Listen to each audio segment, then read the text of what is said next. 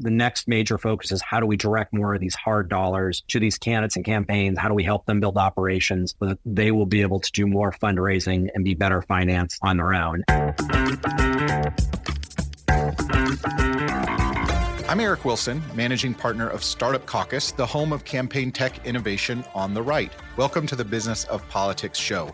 On this podcast, you're joining in on a conversation with entrepreneurs, operatives, and experts who make professional politics happen. Our guest today is Jason Thielman, Executive Director of the National Republican Senatorial Committee. We'll call it the NRSC for the rest of the show, where he is tasked with leading the GOP's efforts to elect more senators in 2024. Jason served as Chief of Staff to Senator Steve Daines of Montana prior to his election as NRSC Chairman for the cycle. Jason has a background in both business and politics, so he's a great guest for today's show. We've done a deep dive on the NRSC in a previous episode with one of his predecessors, so I'd encourage you to go listen to that show, which I'll link in the notes. In our conversation today, Jason shares with us the strategy decisions driving the NRSC in 2024, what he thinks about the state of campaigning, and a behind-the-scenes look at recruiting someone to run for the U.S. Senate. So Jason, to kick us off, give us the quick update on the lay of the land for Senate campaigns in 2024. What is an insider tracking that we might be missing? Well, I think the two most underappreciated opportunities that we have this cycle, at this phase, where people might not completely appreciate, are Nevada and Michigan. I think people understand and appreciate Maryland now, too, is uniquely on the map. However, I think, as we always frame this cycle, there are three numbers people need to think about and appreciate to understand the importance of 2024 as it relates to the Senate landscape and future opportunities. And that's, 3-0-0. We have these three red state incumbent Democrat seats that are up for election in West Virginia, Montana, and Ohio. And of course, if you were to look at the last 69 Senate races over the last three cycles, there's only one where the seat outcome for the Senate differed from the outcome in the presidential cycle. And of course, that was Susan Collins in Maine in 2020. So these are our most ripe opportunities for pickup. And when you look at 2026, there are 0 red state Democrats incumbents up for election. And in 2028, there are 0 again. So the lowest hanging fruit, the opportunity that is most clear, is one that does not repeat itself again until 2030. Clearly, we've kind of got West Virginia now put in place as an opportunity for success. But Montana and Ohio are going to be, absolute dogfights before you then get into these other opportunities like Michigan, Nevada, Arizona, Pennsylvania, Wisconsin, and Maryland. Yeah, that's a really good stat for people to keep in mind. It shows the challenge of Senate campaigns. They're 6-year terms. And so they're sort of like comments. You don't get the opportunities as often as you would if you were running on the House side, where it's every 2 years, even a 4-year term. We'll talk a little bit in a minute about how you are setting up for success in those states, which you alluded to. But I'm curious to hear from you. What is Senator Daines' perspective on the role of the committee in helping those candidates win in 2024? Well, it's all about the setup. So as you look at the role of the committee, the most important portion of the phase is the early phase, your startup phase of the campaign. So first, of course, as part of that, the recruitment. But that, like a newborn, is when your candidate or your effort is most fragile. So where we've really focused a lot of our effort, because we've been, I think, so much more involved on the recruitment phase and then the early levels of operations, even pre-IPO, if you will, for these candidates, is helping them build out their teams, their operations, be ready for their vulnerabilities, do all of the things that you need to do, even perhaps in many of these instances, before they've made a complete commitment to running. And so that comes from a place of understanding that the problems get more difficult to solve the later on you are in a campaign, right? Absolutely. And so that's the wisdom of candidate recruitment. So it's easier to make sure a good candidate wins in the primary than salvaging a bad candidate in the general election. It is, right? And it's that first interview you do out of that gate, that second interview you do out of the gate where you weren't expecting some question either on your background or on a particular issue. And then, you can't unring a bell. You can't unsay what you said. So putting in that work in the gym on the front end with folks to make sure that they're ready and don't make those unforced errors early on, is so critical. And investing that time from a committee's perspective, putting in resources and energy for training and equipping these people. So as they are in that startup phase, they don't have a failure to launch. To quote one of Nancy Pelosi's favorite sayings, proper preparation prevents poor performance. Yes. Probably the only time I'll ever quote her on this show. Jason, I know an area where we've had a number of conversations is with regards to online fundraising, and you've been a student of that discipline for many years now. What's your read on the digital fundraising landscape at the moment? Well, it's been much more difficult than in past cycles. Committees and candidates now really need to think out of the box. What started off as sort of magic money and an easy bread machine to, duplicate and pump out product, going back to especially Trump's first run in 2016, has become a much more complicated environment. And I don't think we've adapted to the point that we need to. And people are still far too reliant on these old gimmicks and tricks. And they need to develop a lot more serious, thoughtful content and be a much more creative if we're going to be able to really continue to make that the critical element of campaign fundraising that we need it to be.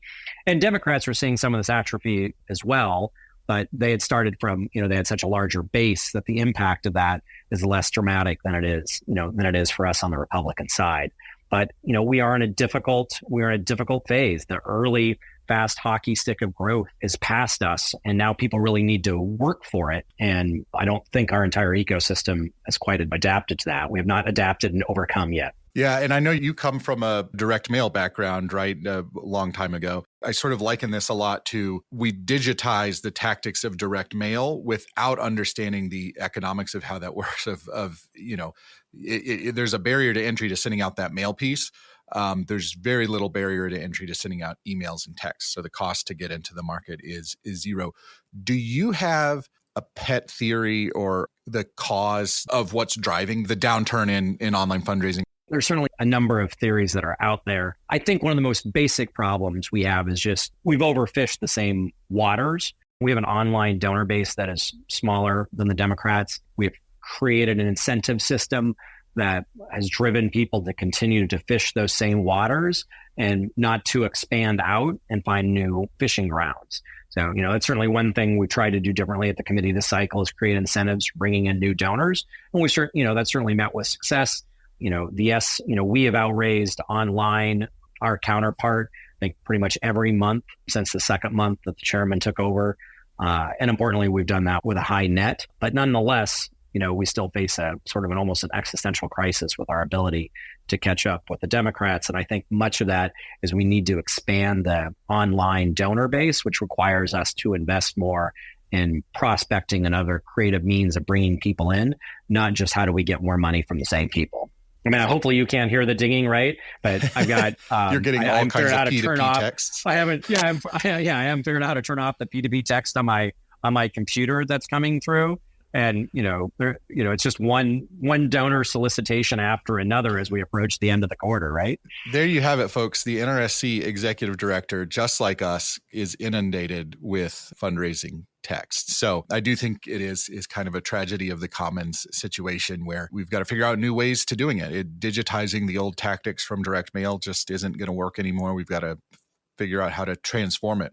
So aside from the fundraising challenges, what keeps you up at night as executive director of the NRSC these days? Well, we fortunately have been knocking off one cause of insomnia after another here over the course of the past few months. If you asked this question 3 months ago, my answer would have been, the prospect of difficult and brutal primaries. Mm-hmm. And fortunately, we've made, significant success in putting most of those to rest and in a position to have candidates, focus on being successful in a general election and directing resources to that regard.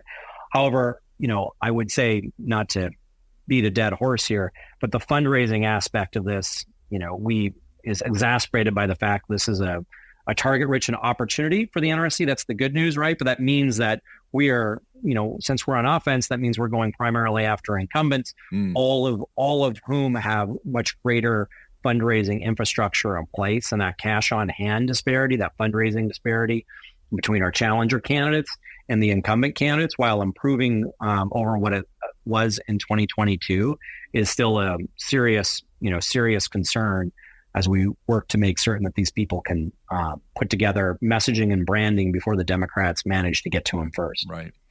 You're right. I was looking at some of the data recently, and those incumbent senators who are on defense right now just have a huge head start, not only in terms of money, but of time. So they've been able to invest in their list building and their digital tactics. And it really is stark. But we are reminded, of course, that you can't outrun a bad record and the wrong policies. And you don't need to have more, you need to have sufficient. And, in 2022, a lot of our candidates couldn't get to sufficient. I even though we're going to be outraised, I feel like we're on a trajectory where we're going to be to, sufficient for a lot of these candidates. But nonetheless, it's definitely insomnia-inducing at times when you look at these disparities. You're listening to the Business of Politics show. I'm speaking with Jason Thielman, Executive Director of the NRSC. Jason, this cycle, you and your team and the chairman have focused on candidate recruitment and working to ensure that in those competitive Senate races, we have the best candidate possible for Republicans. Explain for our listeners the pros and cons of that approach. Well, the most important pro of it is it's the most critical thing you can do if your entire objective is winning at all costs, which it is for us. We certainly started our time here in our role at the NRSC with one very simple philosophy that filing deadline is the most important deadline, even more so than election day. It's the most defining moment of a campaign, of not just recruitment, but also at times disrecruitment of candidates as well. And that really needs to be where you work backwards from, not election day backwards, filing day backwards, to make sure you define, the contours, the battlefield. The negative of that's sort of the political cost of that ruffles feathers, that pisses people off, that makes, that can make enemies. It's all difficult, unpleasant things that are involved in much of that if you're going to take that sort of aggressive and muscular role on the front end of this. But I would say, I think if you were to have the same conversation with the chairman as well, the process of identifying what some of the greatest talent we could find that you would want to have serving and representing the future of the Republican Party in the United States Senate, being the talent scout of all of this, is one of the most fun and rewarding aspects of this. Figuring out the influence strategy of understanding what is going to motivate good people to step up and want to serve and go through the process of a campaign. It's a fun, kind of challenging puzzle. The chairman comes from a background of marketing and sales and business development. I come from, in the business world, a background of marketing, sales, and business development. And that business development aspect of this, and taking that same approach you would to land a big customer, is something that I think has served us well. And overall, definitely as a pro more than a con. And it makes your life so much easier. You got a great candidate. So many of the difficulties and obstacles that you would have along the way, it's just like hiring well, right? You get a good team, you have people who could adapt and overcome, solve the difficult problems, and don't make unnecessary unforced error or mistakes that you find yourself trying to patch up as you work your way through the finish line. Yeah, I mean, I think that really speaks to your approach of understanding the systems of how things work, right? We alluded to it earlier. It's much easier to fix a bad candidate problem earlier on than when you're stuck with the candidate and there's nothing much you can do except try and drag them across the finish line. And so I think it is a smart strategy, especially in the way campaigns are run today. You alluded to this earlier about how it's not exactly an easy sell. So how does candidate recruitment actually work? So what are you doing, and the chairman, to convince these men and women to step into the breach? They're asking friends and colleagues for millions of dollars, subjecting their family to withering scrutiny. It seems like a hard sell to me. I think it is a hard sell. Fortunately, the chairman's an exceptional salesman and a fantastic closer. But one of the themes you'll find in the candidates we have this cycle is, we have a large number of veterans. Many of them have later very successful careers in business as well, but we have an exceptional number of people who have really impressive records of service in our military and in defense of our nation before going on to do other things in business. So with people who have that DNA and makeup, an appeal to service, an appeal of country over self, is something that works for them. That is a part of their makeup that led them to serve our nation, earlier on in their careers before they went on and did something else.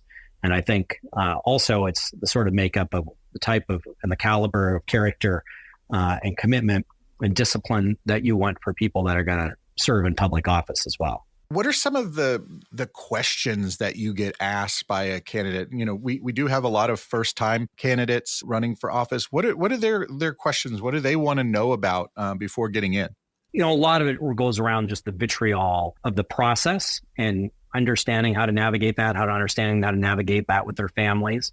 They appreciate how expensive and the fundraising and the finance aspect, all of that. That's an important thing that you need to walk and work people through. And then, the third aspect of it, what is it like to serve? Can I make a difference? There's a lot of perception from the outside, especially people in the business community, is what kind of effective difference? I want to give back to my community. I believe in service. I want to make our nation a better place. Is this really my highest and best use? Is this a way I can do it? So helping them answer, especially that last question, I think, of will I make a meaningful difference? Is this my highest and best use? Will I be able to leave this nation better if this is how I dedicate my time? Most of them are willing to make all the sacrifices necessary if they believe that it really will. They really have an opportunity to make the country better. Yeah. So what are some of the other priorities that have been shaping the operations of the NRSC this cycle? It bears repeating. It certainly starts with the recruitment of the great candidates, right? That is kind of strategy job number one.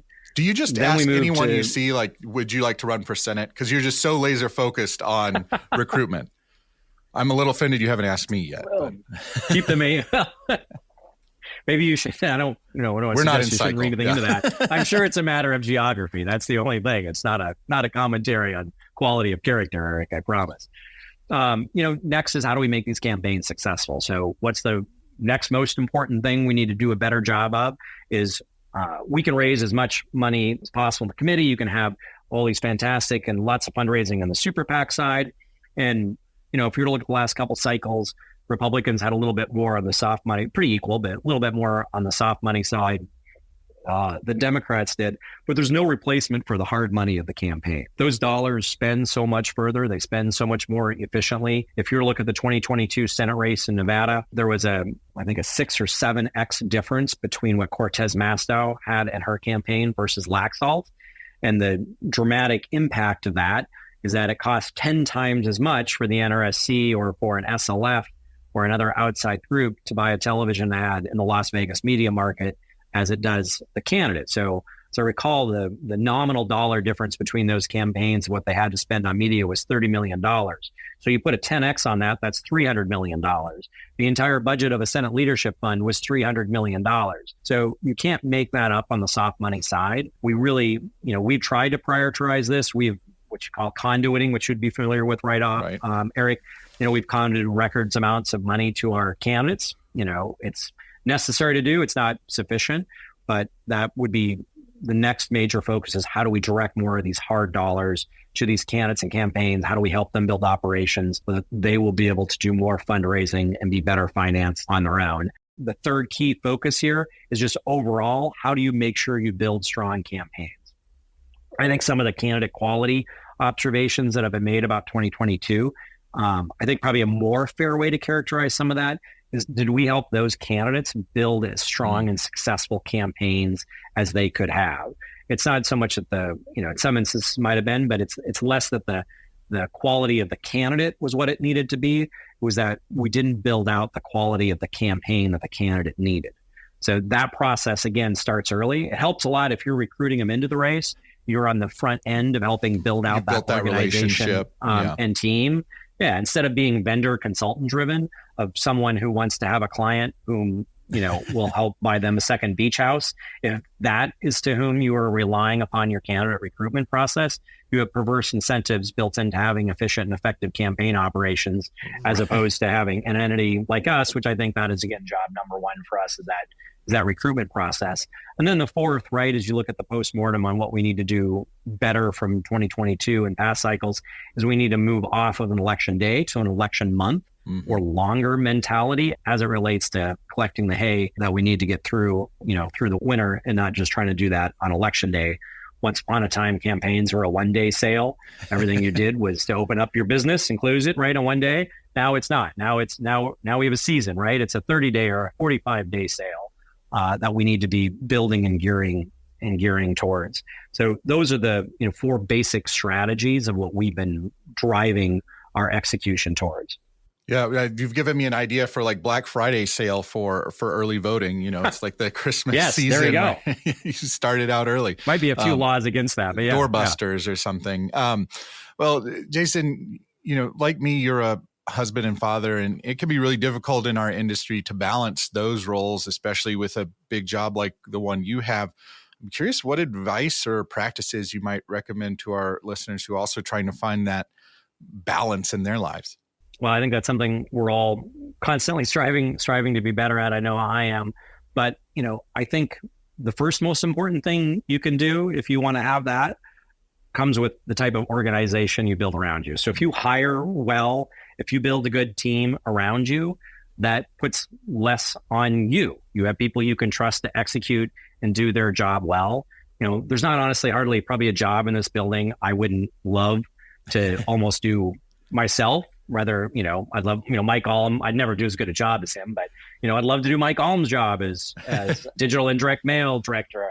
I love Tim Edson's job as political director, and Mike Bergs as comms director, and Matt Wallace. They all do things that I would love to immerse myself in every day, but all of them do it better than I ever would. So I need to let them do their job.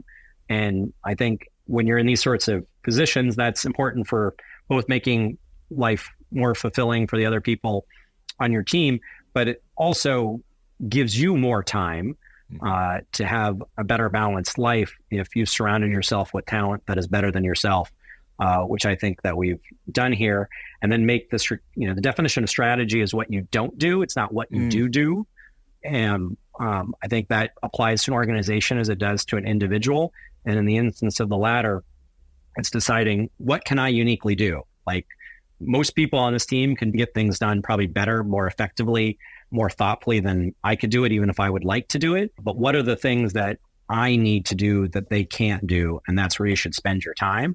And if you do that, you release yourself from the tyranny of the urgent and allow yourself to be strategic in your effort, both for your outcomes professionally as well as it is for your family. Well, Jason, that was really good advice.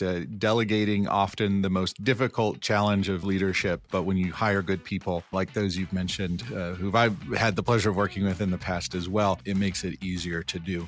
I want to thank Jason for a great conversation. If you want to learn more about his work, if you're thinking about running for Senate, you're a little bit late, but visit NRSC.org to learn more about their work and the candidates that they are promoting this cycle. If this episode made you a little bit smarter or gave you something to think about, all we ask is that you share it with a friend or colleague.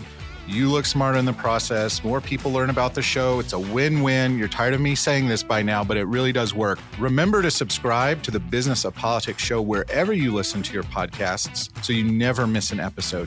You can also sign up for email updates on our website at businessofpoliticspodcast.com. With that, I'll say thanks for listening. We'll see you next time.